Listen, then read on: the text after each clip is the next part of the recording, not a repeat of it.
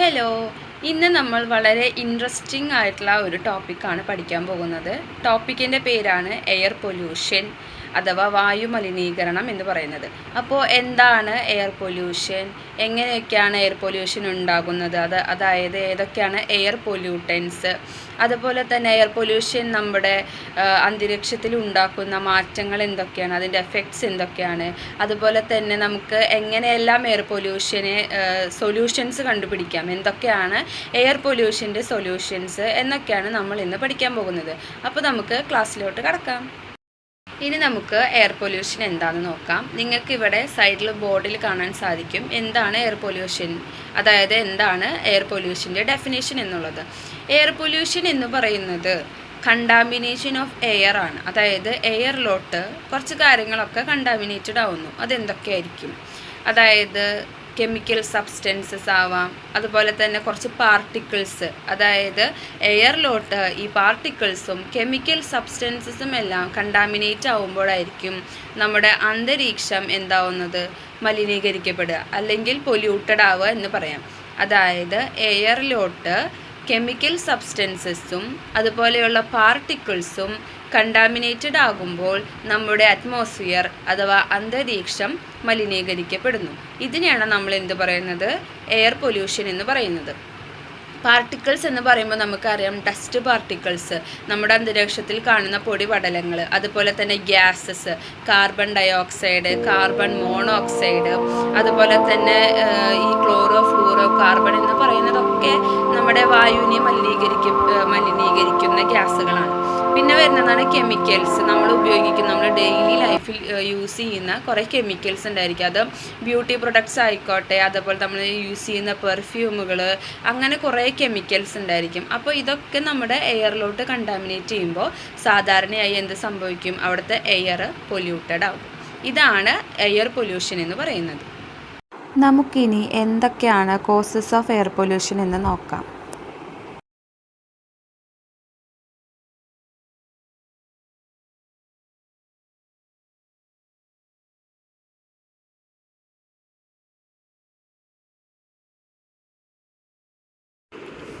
നമുക്കിനി causes of air pollution നോക്കാം. ഒന്നാമത്തെയാണ് factories release pollutants like smoke and chemicals ഹാമിങ് trees and increasing air pollution എന്ന് പറയുന്നത്. അതായത് ഫാക്ടറീസ് ആണ് ഒന്നാമത്തെ കോസ് എന്ന് പറയുന്നത്. അതായത് ഫാക്ടറീസ് വഴി ഉണ്ടാകുന്ന സ്മോക്ക്, പുക, അതുപോലെയുള്ള കെമിക്കൽസ്, അതൊക്കെ എന്ത് ചെയ്യുന്നു, ട്രീസിനെയും ഒക്കെ എഫക്റ്റ് ചെയ്യുന്നു. അതുവഴി എയർ പൊല്യൂഷൻ ക്രിയേറ്റ് ചെയ്യുന്നു. അതാണ് ഒന്നാമത്തെ കോസസ് എന്ന് പറയുന്നത്. രണ്ടാമത്തെയാണ് ഫോറസ്റ്റ് ഫയർ എന്ന് പറയുന്നത്. ഫോറസ്റ്റ് പ്രകൃതി ദുരന്തമാണ് ഫോറസ്റ്റ് ഫയർ എന്ന് പറയുന്നത്. ഫോറസ്റ്റ് തീ പിടിക്കുന്നതിലൂടെ അതുവഴി ഉണ്ടാകുന്ന സ്മോക്കും പൊല്യൂട്ടൻസും എന്ത് ചെയ്യുന്നു, എയർ പൊല്യൂഷനിലോട്ട് കോൺട്രിബ്യൂട്ട് ചെയ്യുന്നു. അതും ഈ പറയുന്ന ട്രീസിനെയും വൈൽഡ് ലൈഫിനെയും വളരെയധികം പ്രതികൂലമായിട്ടാണ് ബാധിക്കുന്നത്. അപ്പോൾ നമ്മുടെ രണ്ടാമത്തെ കോസാണ് ഫോറസ്റ്റ് ഫയർ എന്ന് പറയുന്നത്. ഇത് നിങ്ങൾക്ക് ക്ലിയർ ആയിട്ടുണ്ടാവും എന്നാണ് വിചാരിക്കുന്നത്. അടുത്തതായിട്ട് വരുന്നതാണ് വോൾക്കാനിക് എറപ്ഷൻ എന്ന് പറയുന്നത്. അഗ്നിപർവ്വതം പൊട്ടുന്നതിലൂടെ വരുന്ന ആഷ്, അതുപോലെ തന്നെ ഉണ്ടാകുന്ന സൾഫർ ഡയോക്സൈഡ്, അതുപോലെ ഉണ്ടാകുന്ന ഡസ്റ്റ് പാർട്ടിക്കിൾസ്, ഇതൊക്കെ എയറിലോട്ട് കണ്ടാമിനേറ്റ് ആകുന്നത് വഴി എന്ത് ചെയ്യുന്നു, നമുക്ക് എയർ പൊല്യൂഷൻ ഉണ്ടാകുന്നു. അതുപോലെ തന്നെ ഗ്ലോബൽ കൂളിംഗ്, അതായത് ഗ്ലോബൽ വാർമിങ്ങിനും അത് എഫക്റ്റ് ചെയ്യുന്നുണ്ട്. അപ്പോൾ മൂന്നാമത്തെയാണ് ഏതെന്ന് പറയുന്നത് വോൾക്കാനിക് ഇറപ്ഷൻ എന്നുകൊണ്ട് ഉദ്ദേശിക്കുന്നത്. ഇതും നിങ്ങൾക്ക് മനസ്സിലായെന്ന് വിചാരിക്കുന്നു. നാലാമത്തെയാണ് വെഹിക്കിൾസ് എന്ന് പറയുന്നത്. നമ്മുടെ റോഡിൽ നിരവധി വാഹനങ്ങൾ നമ്മൾ കണ്ടിട്ടുണ്ട്. അപ്പോൾ അതിൽ നിന്ന് വരുന്ന പർട്ടിക്കുലർ മാറ്റേഴ്സ്, അതുപോലെ തന്നെ നൈട്രജൻ ഓക്സൈഡ്, കാർബൺ മോണോക്സൈഡ്, ഇതൊക്കെ എന്ത് ചെയ്യുന്നു, എയർ പൊല്യൂഷനിലോട്ട് കോൺട്രിബ്യൂട്ട് ചെയ്യുകയാണ് ചെയ്യുന്നത്. ഇതുവഴി വളരെയധികം ഹെൽത്ത് ഇഷ്യൂസ്, അതുപോലെ തന്നെ അനിമൽസിനെയും വളരെയധികം ബാധിക്കുന്നുണ്ട്. അപ്പം നാലാമത്തെ ഒരു കോസാണ് എന്ത് പറയുന്നത്, വെഹിക്കിൾസ് എന്നതുകൊണ്ട് ഉദ്ദേശിക്കുന്നത്. നമുക്കിനി എഫക്ട്സ് ഓഫ് എയർ പൊല്യൂഷൻ ഏതൊക്കെയാണെന്ന് നോക്കാം. ഒന്നാമത്തെയാണ് ഹെൽത്ത് ഇമ്പാക്ട്സ്. എങ്ങനെയായിരിക്കും എയർ പൊല്യൂഷൻ ഹെൽത്തിനെ ഇമ്പാക്റ്റ് ചെയ്യുന്നത്? റെസ്പിറേറ്ററി ഇഷ്യൂസ് ഉണ്ടായിരിക്കും. അതായത് ആസ്മ, COPD എന്നീ അസുഖങ്ങളൊക്കെയും മനുഷ്യരിൽ കണ്ടുവരുന്നു. അതുപോലെ തന്നെ മൃഗങ്ങളിലും ഇതേ അസുഖങ്ങളെല്ലാം കണ്ടുവരുന്നു. കാർഡിയോവസ്കുലർ പ്രോബ്ലംസ് ഉണ്ടായിരിക്കും. ഹാർട്ട് അറ്റാക്ക്, സ്ട്രോക്ക് എന്നിവയൊക്കെ വരാൻ ഇത് കാരണമാവും. Lung cancer and other respiratory diseases, അതായത് ആസ്മ, ഹേർട്ട് അറ്റാക്ക് എന്നിവ ഒഴികെയുള്ള ബാക്കിയുള്ള റെസ്പിറേറ്ററി ഡിസീസസ്, അതായത് ഹേർട്ടുമായി ബന്ധപ്പെട്ടിട്ടുള്ള ഡിസീസസ് വരാനും ഇത് കാരണമാകും.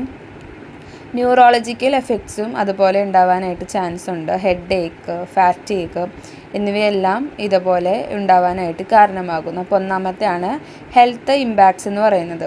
എയർ പൊല്യൂഷൻ മനുഷ്യരിലും മൃഗങ്ങളിലും എങ്ങനെയൊക്കെയാണ് ഇമ്പാക്റ്റ് ചെയ്യുന്നത് എന്നാണ് നമ്മളിപ്പോൾ കണ്ടത്.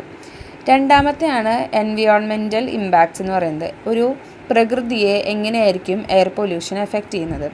ക്ലൈമറ്റ് ചേഞ്ച് ഉണ്ടാകുന്നു, ഗ്ലോബൽ വാർമിംഗ് ഉണ്ടാകും. നമുക്കറിയാം കുറേ ഗ്യാസസ് ഒക്കെയും പ്രൊഡ്യൂസ് ചെയ്യുന്നുണ്ട്. കാർബൺ ഡയോക്സൈഡ്, കാർബൺ മോണോക്സൈഡ് ഇതുപോലെയുള്ള കുറേ ഗ്യാസസ് ഒക്കെയും പ്രൊഡ്യൂസ് ചെയ്യുമ്പോൾ അത് ക്ലൈമറ്റ് ചേഞ്ചിലും അതുവഴി ഗ്ലോബൽ വാർമിങ്ങിലോട്ടും കാരണമാകുന്നു.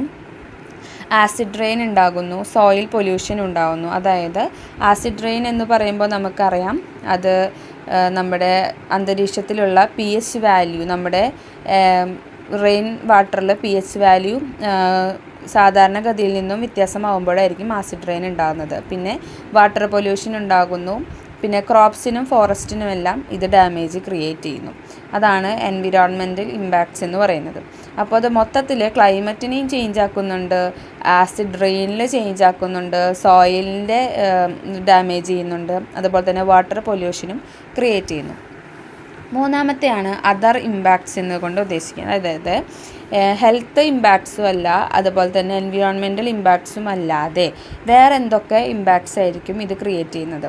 ഇത് നമ്മുടെ റെഡ്യൂസ്ഡ് വിസിബിലിറ്റി ആൻഡ് ആസ്തറ്റിക്സ്, നമ്മുടെ കണ്ണിൻ്റെ കാഴ്ചയെ ഇത് ബാധിക്കുന്നുണ്ട്. അതായത് നമ്മൾ കാണുമ്പോൾ നമ്മുടെ പ്രകൃതിയിലുണ്ടാകുന്ന സ്വാഭാവിക ഭംഗിയോട് കൂടിയിട്ട് നമുക്ക് കാണാനായിട്ട് സാധിക്കില്ല. കാരണം ഈ പൊല്യൂഷൻ, സ്മോഗ് അല്ലെങ്കിൽ ഫോഗൊക്കെ ക്രിയേറ്റ് ചെയ്യുമ്പോൾ നമ്മുടെ പ്രകൃതിയുടെ ആ ഒരു ആസ്തറ്റിക് ബ്യൂട്ടി നമുക്ക് കാണാനായിട്ട് സാധിക്കില്ല. അതുപോലെ തന്നെ നമ്മുടെ വിസിബിലിറ്റീനും അത് റെഡ്യൂസ് ചെയ്യും. പിന്നെ ഇക്കണോമിക് ലോസസ് ഉണ്ടായിരിക്കും. ഹെൽത്ത് കെയർ കോസ്റ്റൊക്കെ ഇൻക്രീസ് ചെയ്യും. അതുപോലെ തന്നെ അഗ്രികൾച്ചറൽ പ്രോഡക്ട്സ് ഒക്കെ ഉണ്ടാവുമല്ലോ, അതിന് ഡാമേജ് വരുമ്പോൾ നമുക്ക് അങ്ങനെ ഇക്കണോമിക്കലി വലിയൊരു ലോസസ് തന്നെ അവിടെ ക്രിയേറ്റ് ചെയ്യുന്നു. Impact on tourism and recreation എന്ന് പറയുമ്പോൾ നമ്മുടെ ഭംഗിയുള്ള സ്ഥലങ്ങളിലോട്ട് പൊല്യൂഷൻ ആയി കഴിഞ്ഞാൽ പിന്നെ അത് അവിടെ വളരെയധികം നെഗറ്റീവായിട്ടായിരിക്കും ബാധിക്കുക. ഇതൊക്കെയാണ് അതർ ഇമ്പാക്ട്സിൽ വരുന്നത്. നമുക്കിനി സൊല്യൂഷൻ ടു എയർ പൊല്യൂഷൻ നോക്കാം. നമുക്കിവിടെ 4 ചിത്രങ്ങളാണ് തന്നിട്ടുള്ളത്. ആ 4 ചിത്രങ്ങളും ഏതൊക്കെയാണ് നിങ്ങൾ ഐഡൻറ്റിഫൈ ചെയ്യുക. അതിൽ കൂടെ നമുക്ക് എന്തൊക്കെയാണ് സൊല്യൂഷൻസ് എന്നുള്ളത് കണ്ടുപിടിക്കാനായിട്ട് സാധിക്കും. അതിൽ ഒന്നാമത്തെ ചിത്രമാണ് പ്ലാന്റിങ് ട്രീസ്, രണ്ടാമത്തെ ചിത്രമാണ് സൈക്ലിംഗ്, മൂന്നാമത്തെ ചിത്രമാണ് ബസ് സർവീസ്, നാലാമത്തെ ചിത്രം ട്രെയിനാണ് തന്നിരിക്കുന്നത്.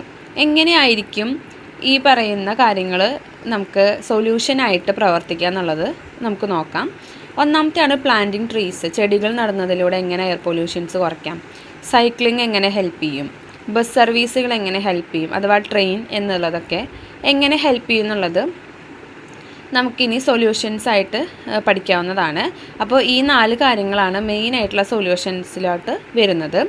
അപ്പോൾ ഇത്രയും കാര്യങ്ങൾ വെച്ചിട്ട് നമുക്ക് എങ്ങനെ പൊല്യൂഷൻ കുറയ്ക്കുക എന്നുള്ളത് ഡീറ്റെയിൽ ആയിട്ട് അടുത്തതായിട്ട് പഠിക്കാം. എന്തൊക്കെയാണ് പൊല്യൂഷനുള്ള സൊല്യൂഷൻസ് എന്ന് നമുക്കിനി വിശദമായിട്ട് ഡീറ്റെയിൽ ആയിട്ട് പഠിക്കാം. ഇതിന് മുന്നേ നമ്മൾ 4 പിക്ചർ കണ്ടു. അത് വെച്ചിട്ടുള്ള പോയിൻറ്റ്സ് ആയിരിക്കും നമ്മളിവിടെ എക്സ്പ്ലെയിൻ ചെയ്യുന്നത്. പ്ലാന്റിങ് ട്രീസ്, അതായത് അർബൻ ഏരിയാസിലോട്ട് ഈ പൊല്യൂട്ടൻസിനെ അബ്സോർബ് ചെയ്യാൻ വേണ്ടിയിട്ട് പ്ലാന്റിന് എന്ത് ചെയ്യണം, നമ്മൾ കൂടുതൽ കൊണ്ടുവരണം. അതുപോലെ തന്നെ റീഫോറസ്റ്റേഷൻ എഫേർട്സ് കൊണ്ടുവരണം. ഫോറസ്റ്റ് ഫയറൊക്കെയും നമുക്ക് പൊല്യൂഷന് കാരണമാവുമെന്ന് പറഞ്ഞു. അപ്പോൾ ഫോറസ്റ്റിനെ പ്രൊട്ടക്റ്റ് ചെയ്യാനുള്ള എഫേർട്സ് നമ്മൾ കൊണ്ടുവരണം. പിന്നെ ഗ്രീൻ സ്പേസസ് നമ്മൾ കൊണ്ടുവരണം. സിറ്റികളിൽ പാർക്കുകൾ, ഗ്രീൻ പാർക്കുകൾ അതുപോലെയൊക്കെ കൊണ്ടുവരികയാണെങ്കിൽ നമുക്ക് പൊല്യൂഷനെ ശക്തമായി തന്നെ റിമൂവ് ചെയ്യാനായിട്ട് അല്ലെങ്കിൽ അവോയ്ഡ് ചെയ്യാനായിട്ട് നമുക്ക് സാധിക്കുന്നതാണ്. അപ്പോൾ മെയിനായിട്ടും ഈ പ്ലാന്റിങ് ട്രീസ് എന്നുകൊണ്ട് ഉദ്ദേശിക്കുന്നത് സിറ്റികളിലൊക്കെയും എന്ത് കൊണ്ടുവരണം, ഗ്രീൻ പാർക്ക് സ്പേസ് കൊണ്ടുവരണം. അതുവഴി നമുക്ക് ഈ പൊല്യൂട്ടൻസിനെ അബ്സോർബ് ചെയ്യുക എന്നുള്ളതാണ് ഇവിടുത്തെ ലക്ഷ്യമെന്ന് പറയുന്നത്. നമുക്കിനി രണ്ടാമത്തെ പോയിന്റ് നോക്കാം. അതാണ് ഇൻഡസ്ട്രിയസ് ആക്ഷൻസ് എന്ന് പറയുന്നത്. Implement emission control and cleaner productions, അതായത് ഒരു സാധനം പ്രൊഡ്യൂസ് ചെയ്യുമ്പോൾ അവിടെ നമ്മൾ എന്ത് ചെയ്യും, ക്ലീനർ പ്രൊഡക്ഷൻ ഒരു ആക്ടിവിറ്റീസ് ആയിരിക്കണം കൊണ്ടുവരേണ്ടത്. അതുപോലെ തന്നെ എമിഷൻ കൺട്രോൾ, നമ്മൾ ഈ പുറത്തേക്ക് വിടുന്ന പാർട്ടിക്കിൾസിനെ കൺട്രോൾ ചെയ്യാനായിട്ടുള്ള പോളിസികൾ കൊണ്ടുവരണം. റിന്യൂവബിൾ എനർജി റിസോഴ്സസ് യൂസ് ചെയ്യാനായിട്ട് ശ്രമിക്കണം. അതായത് നമ്മൾ പഠിച്ചിട്ടുണ്ട് സോളാർ എനർജി, വിൻഡ് എനർജി എന്നൊക്കെ പറയുന്നത് നമ്മുടെ പ്രകൃതിയിൽ നിന്ന് നമുക്ക് നാച്ചുറലായിട്ട് കിട്ടുന്നതാണ്. അപ്പോൾ അത് നമ്മൾ യൂസ് ചെയ്യുകയാണെങ്കിൽ പൊല്യൂഷൻ വളരെയധികം കുറയ്ക്കാനായിട്ട് ഇത് നമ്മളെ ഹെൽപ്പ് ചെയ്യുന്നതാണ്. മൂന്നാമത്തെയാണ് സസ്റ്റൈനബിൾ പ്രാക്ടീസസ് യൂസ് ചെയ്യുക എന്നുള്ളത്. അതുപോലെ തന്നെ വേസ്റ്റിനെ പരമാവധി റെഡ്യൂസ് ചെയ്യുക എന്നുള്ളതൊക്കെയാണ്. അപ്പോൾ ഒരു ഇൻഡസ്ട്രിയുടെ ഭാഗത്തു നിന്നും ചിന്തിക്കുമ്പോൾ ഇതുപോലെയുള്ള റിസോഴ്സസ് കൊണ്ടുവരിക, സസ്റ്റൈനബിൾ പ്രാക്ടീസൊക്കെയും കൊണ്ടുവരികയാണെങ്കിൽ നമുക്കതിനെ കൺട്രോൾ ചെയ്യാനായിട്ട് സാധിക്കുന്നതാണ്. മൂന്നാമത്തെ പോയിൻ്റായിട്ട് നമുക്ക് പറയാവുന്നതാണ് പബ്ലിക് ട്രാൻസ്പോർട്ടേഷൻ എന്ന് പറയുന്നത്. നമ്മൾ പഠിച്ചു, എന്താണ് പഠിച്ചത്, വെഹിക്കിൾസ് ധാരാളം പുക പുറത്തേക്ക് വിടുന്നുണ്ടെന്ന് നമ്മൾ പഠിച്ചു. അപ്പോൾ അതൊരു പൊല്യൂഷൻ്റെ ഒരു കോസസാണ്. അപ്പോൾ നമുക്ക് അതിനെ സൊല്യൂഷനായിട്ട് കൊണ്ടുവരാവുന്നത് ആ വെഹിക്കിൾസ് പരമാവധി കൺട്രോൾ ചെയ്യുക എന്നതാണ്. അതായത് പബ്ലിക് ട്രാൻസ്പോർട്ടേഷൻസ് കൊണ്ടുവരിക, അതായത് ബസ് ട്രെയിനൊക്കെ കൂടുതൽ യൂസ് ചെയ്യുകയാണെങ്കിൽ നമുക്ക് അത്രയും സ്മോക്കൊക്കെയും കുറയ്ക്കാനായിട്ട് സാധിക്കും. അതുപോലെ സൈക്ലിങ്, നമുക്ക് കുറഞ്ഞ ദൂരമേ പോകാനുള്ളെങ്കിൽ സൈക്കിളിൽ പോകുന്നതായിരിക്കും നല്ലത്.